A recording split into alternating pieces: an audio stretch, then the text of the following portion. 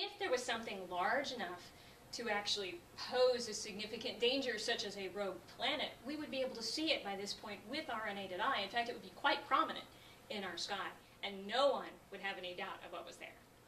For smaller bodies, we have an active watch for those all the time. This would be small asteroids and cometary material. Then NASA's Near Earth Object Program searches the skies regularly. In addition, we have other nations doing the same, and we have networks of amateur astronomers across the globe who not only want to find these objects, but want to name them after themselves.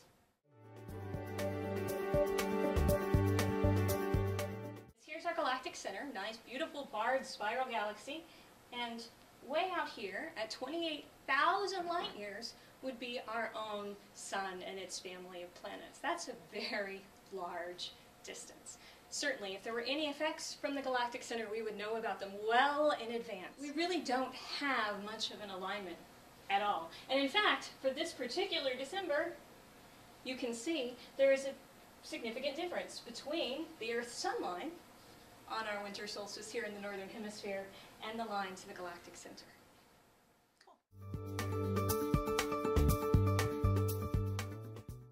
Solar flares occur fairly often on the surface of the sun, at least once a week or so. So they're not all that uncommon. Sometimes we get really large ones, like this one from back in 2004. Now when a flare goes off, it releases charged particles that stream out into space, and it also emits X-rays and gamma rays, as well as visible light here. But we generally aren't affected by it.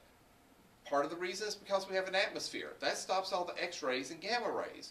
Well, what about the charged particles coming off of the sun? Well, we're protected by the Earth's magnetic field. Those particles actually go around the Earth because they can't penetrate into our magnetic field.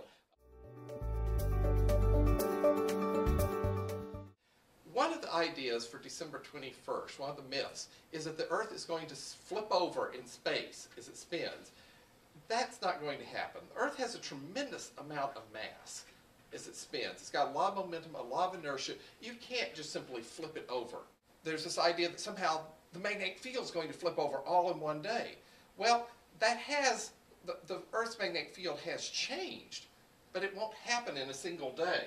When it does change polarity, this takes place over thousands of years, not overnight. When it changes polarity, the magnetic field doesn't go away. We just have a much more complicated magnetic field for several thousand years.